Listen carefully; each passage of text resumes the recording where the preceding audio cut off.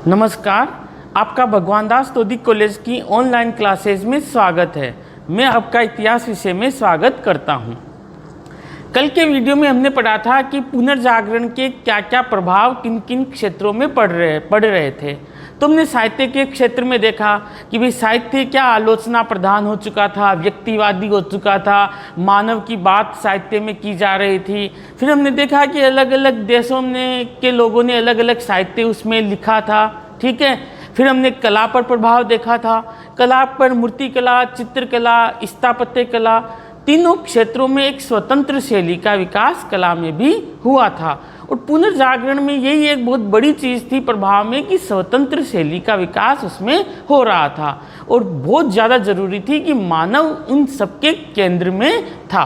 अब हम आते हैं पुनर्जागरण के प्रभाव में विज्ञान पर, कि विज्ञान पर क्या प्रभाव पड़ा, ठीक है।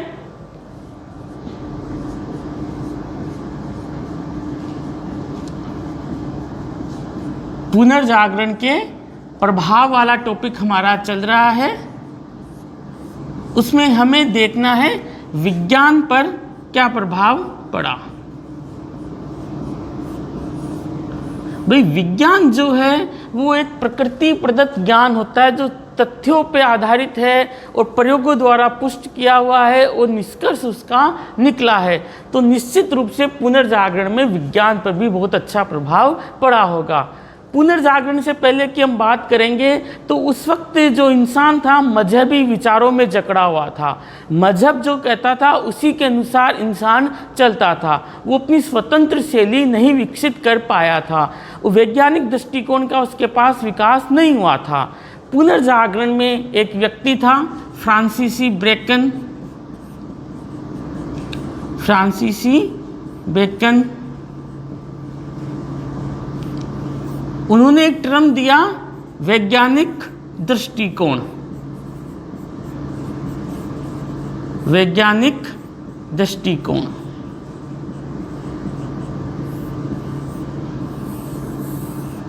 वैज्ञानिक दृष्टिकोण का उन्होंने टर्म दिया कि वैज्ञानिक दृष्टिकोण होना बहुत ज़्यादा ज़रूरी है और ये पुनर्जागरण के विज्ञान के ऊपर जो प्रभाव पड़ा उसकी आधारशिला ये बनी।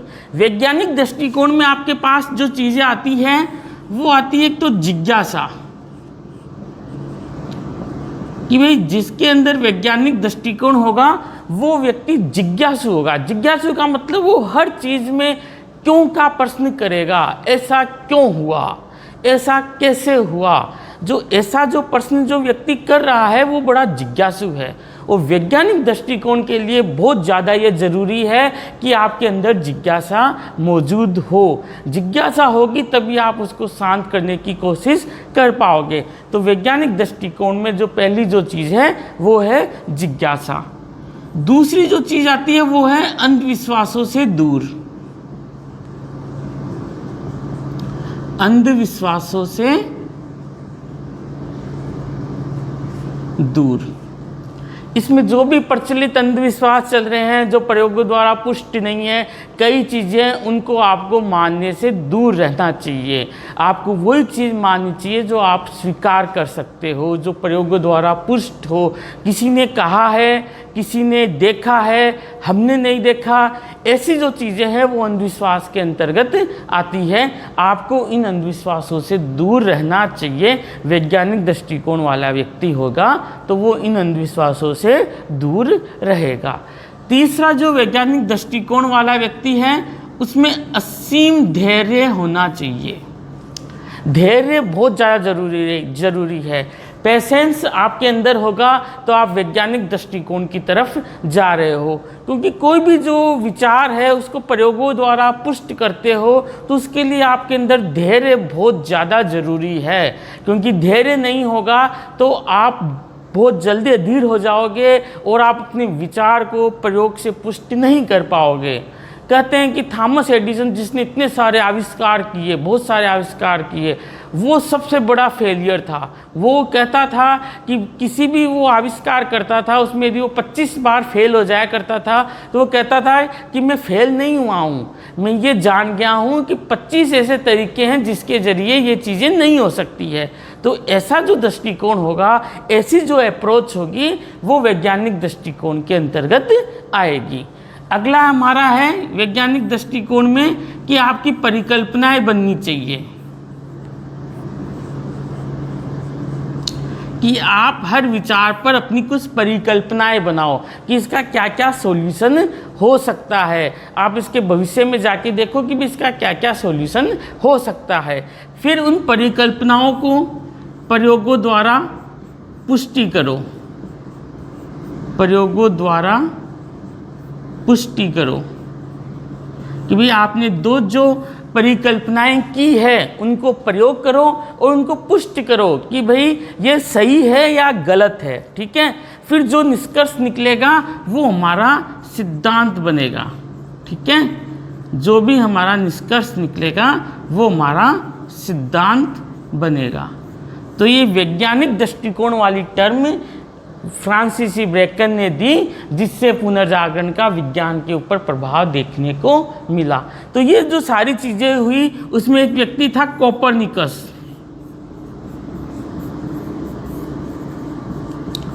इसने यूनिवर्सल ट्रुथ को बदल दिया। यूनिवर्सल ट्रुथ उस जमाने में था कि पृथ्वी तो स्थिर है और सूर्य गतिमान है। सूर्य पूरब से उगता है, पश्चिम में छिप जाता है, फिर नीचे चला जाता है, फिर सुबह वापस उगता है। पृथ्वी अपनी जगह स्थिर है। कोपरनिकस ने ये बात मानने से मना कर दिया। इसने कहा कि पृथ्वी सूर्य का एक उपग्रह मात्र है, एक ग्रह मात्र है, और सूर्य जो है वो सौरमंडल के केंद्र में है और स्थिर है। ये बात उस ज़माने में लोगों को हजम नहीं हुई, क्योंकि ये पोप और मज़हब के खिलाफ बात थी। पोप की बात को काटा जा रहा था, इसने बताया। लेकिन ये वैज्ञानिक दृष्टिकोण वाला व्यक्ति था और विज्ञान का जो प्रभाव हो चुका था और ये जान चुका था, इसलिए उसने अपनी बात पर ये अडिग रहा। इसके एक शिष्य को अपनी जान देनी पड़ी। ब्रूनोस जो इसका शिष्य था, उसने यही बात बोली, लेकिन पादरियों ने उसकी हत्या कर दी, उसको जिंदा जला दिया। देखिए, जो लोग सत्य बोलते हैं और सत्य के साथ खड़े हैं, उनको बहुत ज़्यादा अपने कुर्बानियाँ देनी पड़ती है, अपना बहुत ज़्यादा योगदान देना पड़ता है, तब जाके हम सत्य को जान पाते हैं। इसने अपनी जान तक दे दी, लेकिन पादरियों के कहने में नहीं आया। उसने बोला सत्य तो यही है, मैं झूठ नहीं बोलूँगा। ठीक है, तो ये चीज़ हुई। फिर कुछ दिनों बाद में कोपरनिकस की जो बात थी उसको केपलर ने गणितीय सूत्रों के द्वारा सिद्ध कर दी। केपलर ने गणितीय सूत्रों के द्वारा इस बात को, गणितीय सूत्रों द्वारा इस बात को सिद्ध किया कि आपका कोपरनिकस सही है, सूर्य स्थिर है, पृथ्वी उसके चारों तरफ गति करती है। ठीक है, फिर जो बाद में हुआ कि भाई सब लोग सोचते थे कि ये जो पृथ्वी है, इसके जो नियम कायदे हैं, जो ईश्वर चलाता है, जो पोप ने जो बताया है, उन नियम कायदों के अनुसार पृथ्वी हमारी चलती है। लेकिन एक वैज्ञानिक आया, sir Isaac Newton. Sir Isaac Newton, उन्होंने सिद्धांत दिए गुरुत्वाकर्षण का, गुरुत्वाकर्षण और भी कुछ जो प्रकृति से रिलेटेड सिद्धांत है, जड़त्व का सिद्धांत, संवेग संरक्षण का सिद्धांत, क्रिया प्रतिक्रिया का नियम, ऐसे जो नियम थे वो सर आइजैक न्यूटन ने कहा। उन्होंने कहा कि ये जो पृथ्वी है ये कुछ निश्चित नियमों और सिद्धांतों से चल रही है, ये कोई ईश्वर के द्वारा नहीं चलाई जा रही है, ये कुछ नियम हैं जो प्रयोगों द्वारा पुष्ट हो चुके हैं, उनके द्वारा ये नियमों के अनुसार ये पृथ्वी चल रही है। आप पे आप क्रिया करोगे, आप पे प्रतिक्रिया का बल लगेगा ही। आप चाहे कितने ईश्वर हो, चाहे कितने ही पादरी हो, आपके वो प्रतिक्रिया का नियम लगेगा ही। और गुरुत्वाकर्षण के जरिए पृथ्वी पर क्या शक्ति है वो भी इन्होंने बताया। तो जो सर आइजैक न्यूटन ने पूरी की पूरी परिभाषा बदल दी। उन्होंने कहा कि ये पृथ्वी है, ये कुछ नियमों के अनुसार चल रही है। उसके बाद में गैलीलियो आया। गैलीलियो ने दूरबीन खोजी और भी कई उसने आविष्कार किए। तो ये जो जितने भी लोग थे Francis ब्रेकन, Copernicus, Bruno, Kepler, sir Isaac Newton, Galileo, ये सभी पुनर्जागरण के समय हुए और इन्होंने सबने एक साथ कई आविष्कार किए और वो सारे आविष्कार विज्ञान पर प्रभाव के रूप में पुनर्जागरण के निकले। ठीक है, तो ये हमारे क्षेत्र हो गए। पहले हमने देखा साहित्य वाला क्षेत्र, दूसरा हमने पुनर्जागरण का प्रभाव देखा कला पर, तीसरा हमने देखा विज्ञान पे क्या प्रभाव पड़ा। ठीक है, अब हम देखते हैं पुनर्जागरण के क्या परिणाम निकले। ये तो पुनर्जागरण के प्रभाव हो गए। अब हम देखेंगे पुनर्जागरण के क्या परिणाम निकले।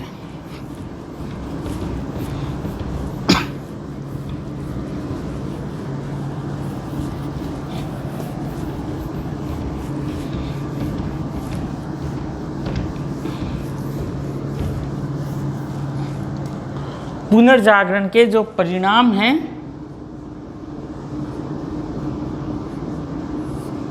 उसमें हमारा पहला है अभिव्यक्ति की आज़ादी वाला, अभिव्यक्ति की स्वतंत्रता वाला। भाई पुनर्जागरण के बाद में विभिन्न माध्यमों के जरिए जो व्यक्ति था अपनी अभिव्यक्ति करने लग गया, चाहे वो अभिव्यक्ति किसके जरिए हो रही थी, कला के जरिए हो रही थी, चाहे वो साहित्य के जरिए हो रही थी, चाहे वो संस्कृति के जरिए हो रही थी, चाहे वो विज्ञान के जरिए हो रही थी, वो सारी अभिव्यक्तियां हैं इंसान करने लग गया। पुनर्जागरण का ये एक नया परिणाम देखने को मिला। ठीक है, दूसरा जो परिणाम था वो था भौतिकतावाद।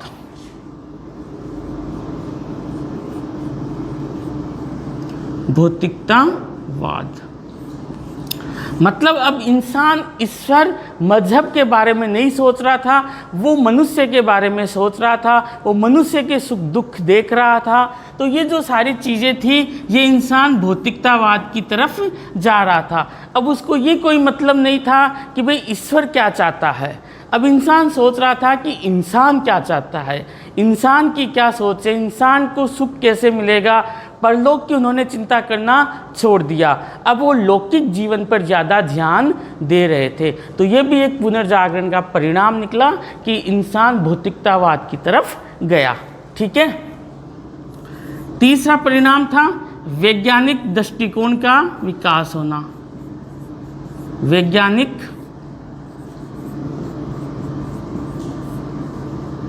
दृष्टिकोण का विकास।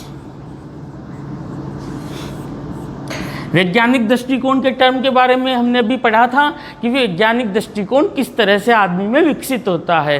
तो पुनर्जागरण में लोगों में वैज्ञानिक दृष्टिकोण भी विकसित होने लग गया।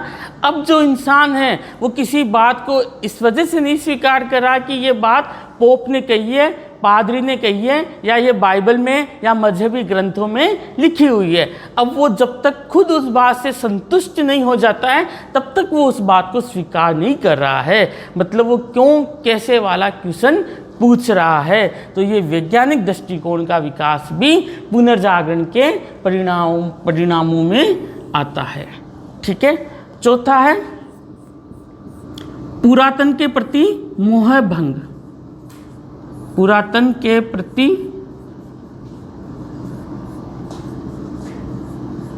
मोह भंग।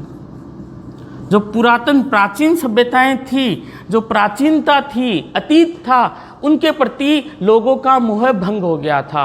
अब लोग वर्तमान की बात कर रहे थे कि वर्तमान में हम हमारे जीवन को कैसे सुखमय बना सकते हैं, वर्तमान में हम क्या कर सकते हैं। पुरातन के प्रति इनका मोह भंग हो गया था। तो ये भी एक पुनर्जागरण का परिणाम था। पांचवा और लास्ट परिणाम है राष्ट्रीयता का विकास होना। राष्ट्रीयता का विकास होना। लोग पोप के बारे में, मजहब के बारे में ना सोच के अब अपने खुद के बारे में, अपने राष्ट्र को कैसे हम विकसित बनाएं, उसके बारे में सोच रहे थे। तो उनके अंदर एक नेशनलिटी का भी विकास अपने अंदर हो रहा था। इससे नए नए राष्ट्र बने। आप इटली देखोगे, स्पेन देखोगे, जर्मनी देखोगे, ये सभी पुनर्जागरण के फलस्वरूप निकल के सामने आए थे। तो ये राष्ट्रीयता का विकास होना भी एक बहुत बड़ी बात थी। ये भी पुनर्जागरण के परिणामों में आता है। ठीक है, अब हम अगले वीडियो में इस पुनर्जागरण का जो भी समग्र अध्ययन था वो हम चार्ट के जरिए कर लेंगे। ठीक है, धन्यवाद।